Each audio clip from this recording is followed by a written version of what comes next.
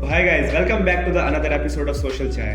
मैं निव्यांश और मैं निहारिका और आज हम बात करने वाले हैं महाकुंभ 2025 की। तो चलिए चलते हैं इस अद्भुत धार्मिक सभा पर। तो आखिर महाकुंभ मेला है क्या? तो हमारे भारत का महाकुंभ दुनिया की सबसे बड़ी धार्मिक सभा है जो कि प्रयागराज के उत्तर प्रदेश त्रिवेणी संगम पर होगी। 2025 का महाकुंभ 13 जनवरी से 26 फरवरी तक चलेगा। ये हर 144 साल में सिर्फ एक बार होता है जब बृहस्पति यानी जुपिटर, सूर्य और चंद्र की विशेष ग्रह स्थिति होती है। और मान्यता यह है कि उस टाइम पर महाकुंभ में स्नान करने से सारे पापों का विनाश होता है और मोक्ष मार्ग की प्राप्ति होती है। अब बात करते हैं कि कुंभ कितने तरीके के होते हैं। कुंभ को टोटल 4 पार्ट्स में डिवाइड किया गया है, जिसमें से सबसे पहला होता है माघ मेला। ये हर साल माघ महीना यानी जनवरी और फरवरी के महीने में प्रयागराज में मनाया जाता है। दूसरा आता है अर्ध कुंभ मेला, जो हर 6 साल में एक बार प्रयागराज और हरिद्वार में मनाया जाता है। तीसरे की बात करें तो तीसरे को पूर्ण कुंभ कहते हैं, जो हर 12 साल में एक बार मनाया जाता है और इसकी लोकेशन प्रयागराज, उज्जैन, नासिक और हरिद्वार में रोटेट होती है। बात करें चौथे और सबसे बड़े कुंभ की, जिसे महाकुंभ मेला कहा जाता है। यह मेला हर 144 साल में एक बार मनाया जाता है। दूसरे शब्दों में कहें तो जब टोटल 12 पूर्ण कुंभ कंप्लीट होते हैं तब एक महाकुंभ मनाया जाता है। ये कुंभ प्रयागराज में मनाए जाते हैं, जहाँ पर गंगा, यमुना और सरस्वती का संगम होता है।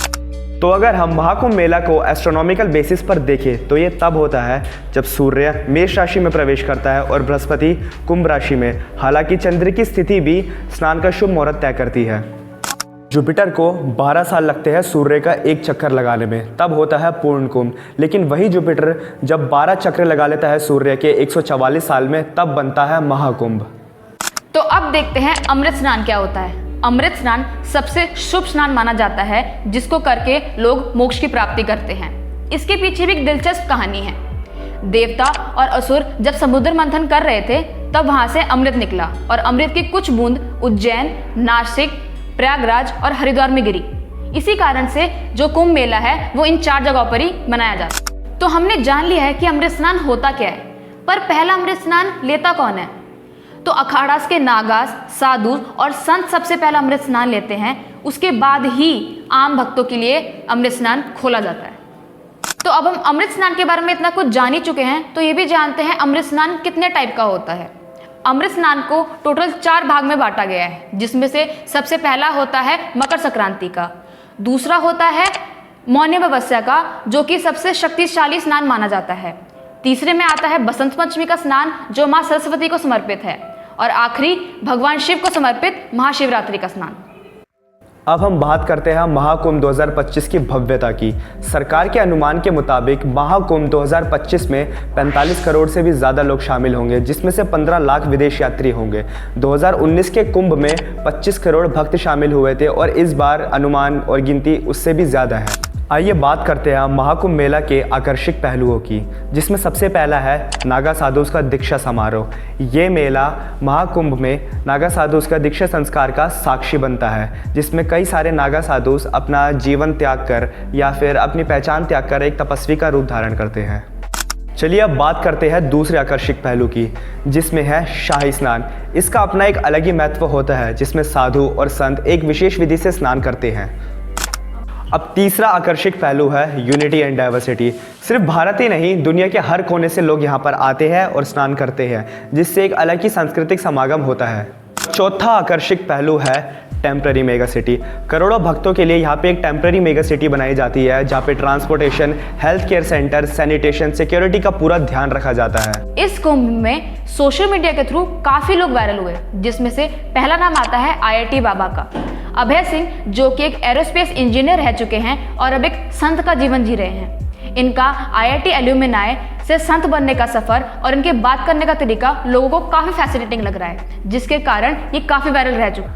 तो महाकुंभ के बीच एक दूसरी कहानी बनी, जो कि मोनालिसा भोसले की है, जो इंदौर की रहने वाली एक 16 साल की लड़की है। वो कुंभ में अपने फूलों के हार, फूलों की मालाएं बेच रही थी, जो अपनी मनमोहक मुस्कान और अपनी सुंदर आंखों के साथ, जिसके कारण वो बहुत वायरल हो गई, क्योंकि लोग उसके पास काफ़ी आ रहे थे और फोटोज़ क्लिक कर रहे थे और वीडियोज़ बना रहे थे, जिसके कारण वो सोशल मीडिया पर बहुत वायरल हो गई। लेकिन उसकी अपनी सुरक्षा को लेकर वो बहुत चिंतित थी, क्योंकि काफ़ी लोग उसके पास आ रहे थे, तो उसने वापस इंदौर जाने का फैसला किया। Gautam Adani, chairman of Adani groups ने महाकुंभ में अपना कंट्रीब्यूशन देने का फैसला किया है।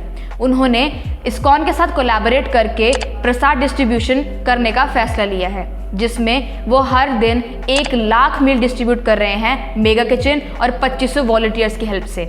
इसके साथ साथ ही उन्होंने गीता प्रेस के साथ कोलैबोरेट करके 5 लाख कॉपीज ऑफ गीता साथ डिस्ट्रीब्यूट किए हैं ताकि लोगों को धार्मिक ज्ञान मिल सके। चलिए अब बात करते हैं महाकुंभ 2025 और टेम्पररी जॉब्स अपॉर्चुनिटीज़ के ऊपर। तो महाकुंभ में 10 लाख से भी ज़्यादा टेम्पररी जॉब्स क्रिएट हुई हैं, जिसमें ट्रांसपोर्टेशन, हॉस्पिटैलिटी, इंफ्रास्ट्रक्चर और कंस्ट्रक्शन जैसे सेक्टर्स जो है वो काफ़ी सारे शामिल हैं। तो इस महाकुंभ 2025 में इंफ्रास्ट्रक्चर और टूरिज्म पर काफ़ी बड़े स्केल पर इन्वेस्टमेंट हुआ है, जो आगे आने वाले टाइम पर काफ़ी एक लॉन्ग टर्म जॉब को भी जनरेट करेगा। सरकार लार्ज स्केल इवेंट के जरिए अपनी रीजनल इकोनॉमिकल ग्रोथ को भी प्रमोट कर रही है। महाकुंभ से लोकल बिजनेसेस और स्ट्रीट वेंडर्स को काफी फायदा हुआ है, जिसकी वजह से ब्रासवेयर और रिलीजियस आइटम्स की डिमांड काफी बढ़ी है। लोकल ईटरीज ने भक्तों को काफी खुश किया है अपना स्वादिष्ट खाना खिला के, जिसकी वजह से इकोनॉमी में काफी बूस्ट आया है। यूपी गवर्नमेंट ने 75,000 करोड़ रुपीस महाकुंभ के इंफ्रास्ट्रक्चर में इन्वेस्ट किए हैं और ऐसा माना जा रहा है कि 2025 में रेवेन्यू 2.5 लाख करोड़ रुपीस तक पहुंचेगा। तो आशा करते हैं आपको महाकुंभ के बारे में सारी जानकारी मिल चुकी होगी और आपका महाकुंभ में स्नान करने का एक बार जरूर मन करा होगा, क्योंकि हम दोनों तो करके आ चुके हैं, अब बारी है आपकी। पर जाने से पहले वीडियो कैसी लगी ये कमेंट बॉक्स में जरूर बताना और सोशल चाय को लाइक और सब्सक्राइब जरूर करना। मिलते हैं आपको नेक्स्ट वीडियो में, तब तक के लिए हर हर महादेव।